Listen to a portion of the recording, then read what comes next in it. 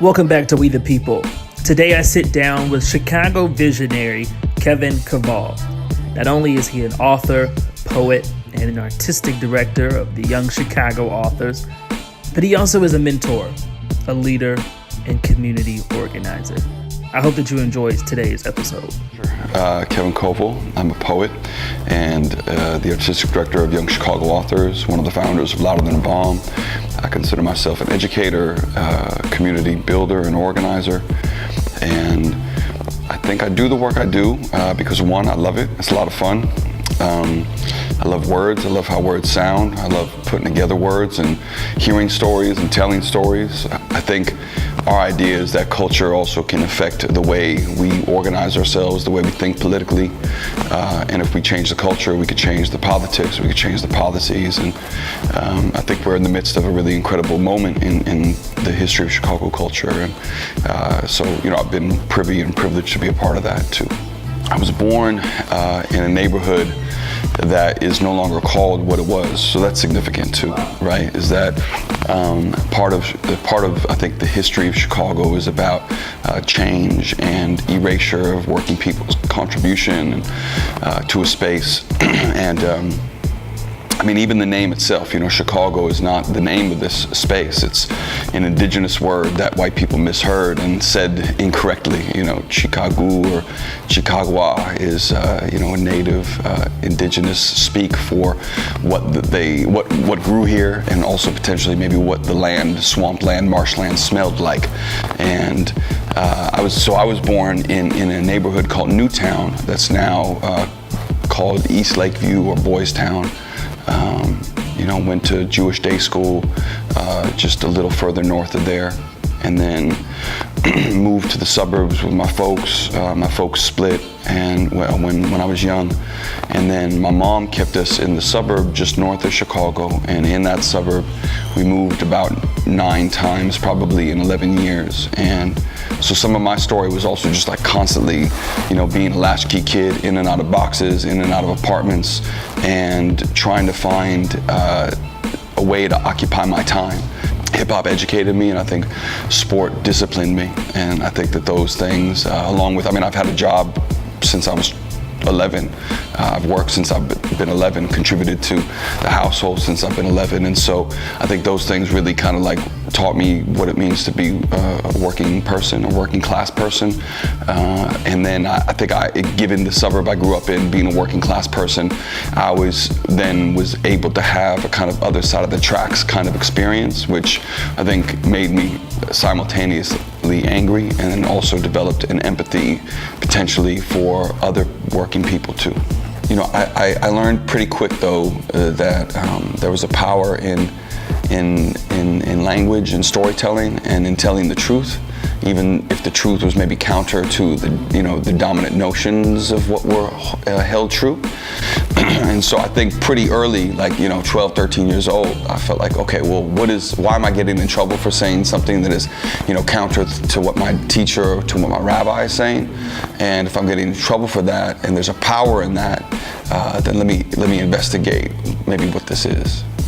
I got into poetry because KRS-One called himself a poet, and he was, probably the artist who's had the largest significance, made the biggest impact in my life in a lot of ways. I've never met him, but I was definitely mentored, in the wake of his body of work, and he called himself a poet, and then, of course, like his colleagues, I also then considered to be poets, Chuck D and MC Light and other folks.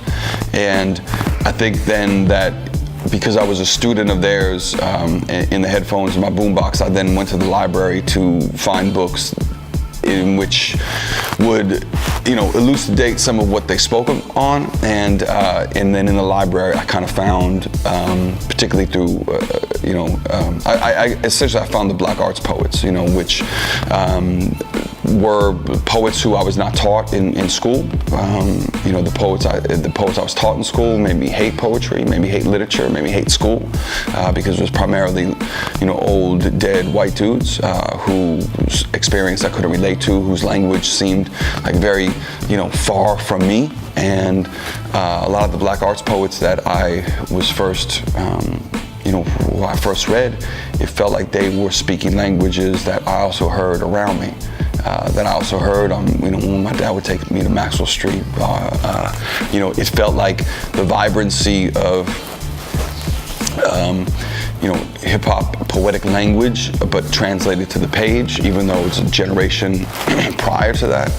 And so that's when I knew I wanted to write, and probably I would say even write poems. I think maybe prior to that I was writing like murderous battle raps, but it was when I read at the time Don L.D., who later became Hakeem Adabudi, who later became one of my mentors, when I read Jane Cortez and Nikki Giovanni and Sonia Sanchez and Miss Brooks too, that I wanted to think about being a poet.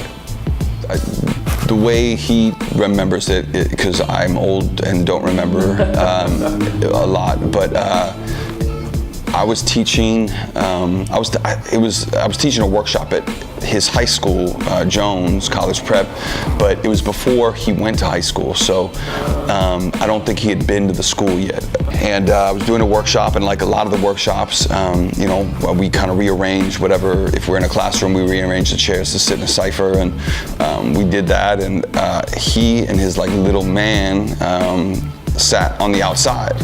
And normally I'm like, fellas, you got to get in. But they looked so young, and I think I had maybe older high school students inside of that workshop. So all right, let them cook. Maybe they're like, not even at the school or whatever. And we did the workshop, and he was quiet, throughout, but he was like in his notebook, and okay. And afterwards, he came up, like pretty much after everyone left, he like stuck around, and he was like, yo, this is, like, what do you think? And he showed me his notebook. And he had written, he did the exercise, and they were cool. Like, I mean, I was like, all right, man, yeah, word. Say something next time, And so he came back though to the next workshop, and at some point he came here, to this very space, performed on like the stage at the time was actually here against this wall, and he started to come to the open mics, and so from probably 13 to 15, I think he was like really excited and excitable, and maybe not great, but then you just saw that he started to take himself, and not himself more seriously, but the craft more seriously. And so from 15 to 17, it was just like, night and day. And I think that's because, he had other people around him, including his peers, who were pushing him to be great. Well, I think first, if you are an artist in Chicago, that means you are a working person. And that means that you have to get up and put in time in your craft, You have to become excellent at sharpening your sword, and I think that's what that means, is that you have to be diligent in the work, and you have to strive to continue to be a student in it, so you're always learning, and I think what that also means is that no one cares if you're an artist, and no one cares in Chicago if you're famous, really. I mean, they used to not, now a little gassed, but for the most part, like, it doesn't matter. Like, are you working, and are you then using what you have access to also big up and build up the community around you? Are you taking other people with you, or is it just about you? Because I think Chicago is also very much communally minded. It's also about your crew, your community, your neighborhood, your block, your side of the city, and then really, like, Chicago also has a great civic pride. And so, are you fostering that same spirit in your work and in your labor, or is it just about you and getting on? And if it is, I think that Chicago also feels that, I feel like Chicago, you know, like ultimately will come at you, will come for you, because that's not enough. Yeah.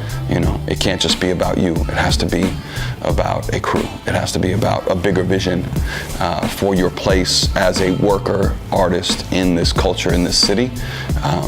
You have to also be building things that are not just about you. I wrote a lot of poems, and I wrote. I had a lot of poems going in. I had a residency in Marfa, Texas, through the Lannan Foundation, and it was the first time I'd ever, you know, been given the space to write. And that's the great thing about the Lannan Foundation, is that they'll, you know, I think they like send you an email, or they call you, they're like, hey, you know, do you want to go to this house in Marfa, Texas, and write? And I'm like, I don't know. Do I? Like, maybe not. I feel like that's dangerous. Is that, I like, never heard of that space. Maybe I shouldn't. And but it turns out it's actually okay. I had this sense that I was writing a book about gentrification in Wicker Park in the 90s, which I am. That's the book I'm writing right now. But I started to write these more kind of like interrogating how we got to that place in Wicker Park in the 90s as the city began to shift and do what they were referring to as urban renewals, we know as kind of a certain kind of colonization and criminalization of working people and people of color. You know, I was starting to go further and further back and just see, you know, some, you know, glaring and horrific patterns in the city's history and in America's history. And so I started to write like poems that were connected to dates that were like in 1892 or something like that. And I think Nate was like, you know, you should just write that historical book and then have the gentrification joint be the follow-up. And so in Texas, with all of that space to really work and think, it became, you know, this one project, you know, thankfully became two. And then I just started to really dig further into the research and lean into the research. And, you know, I like, thank God for Google, but thank God for the library. And, you know, I brought a lot of Chicago books down with me. And knew that there were things I wanted to write about. And so, you know, I wrote, you know, I probably wrote like 150 poems, and then I took those to Nate, and he was like, yo, these 50 are trash, you should probably get rid of them. And then I think he was also said, you know, 77 is a good number, let's do that for the neighborhoods. And then we just started to put them up on the board, and I had a few other really crucial readers like Fatima Oscar and Jamila Woods and Idris Goodwin, and you know, a number of other folks who really like lent eyes and some, you know, key criticism to the whole project, and that's how we got down to the 77. So, you know, I came to like write about those 77 probably in a myriad of ways. I knew I wanted to put on for cultural heroes who I think really changed everything, but might not get the credit, or people might not know are from Chicago. I also wanted to celebrate working people's victories, which we've had a lot of in the city, but in these moments, or kind of moments like this, we also maybe tend to forget that working people have also won. And that we can do more than just take the L and take L's, you know, and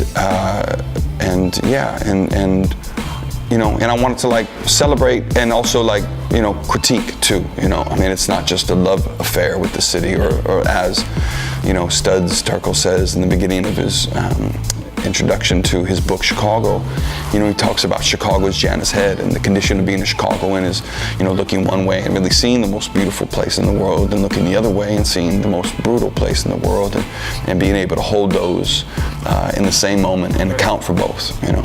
You know, I think that there needs to be an equitable amount of money spent on each student in public education. And I think like the grand inequity that currently serves as status quo needs to be toppled. You know, we are selling out young people in working communities and in communities of color in lieu of privatized charter schools, and in lieu of kind of making public education a corporate commodity, and that is sick to me, you know. And so I think the future, a future Chicago certainly is about you know, towards a for real equitable playing field. I think the work that we're talking about over the next 5 to 20 years at Young Chicago Authors is about creating spaces like this one, but creating spaces where young people can be themselves and be safe on any block in the city. And the way we are conceiving of it is that, part of what we do is build sanctuaries or micro guerrilla sanctuaries. And so we need these spaces block to block, community to community. And we need to build spaces where people and young people can gather to interact, to commune, to discover themselves and discover one another, to learn about, what ways they can kind of unfurl their radical imagination into the civic space, and that's part of the job, and I think that's part of how the city will get better and get fresher for real.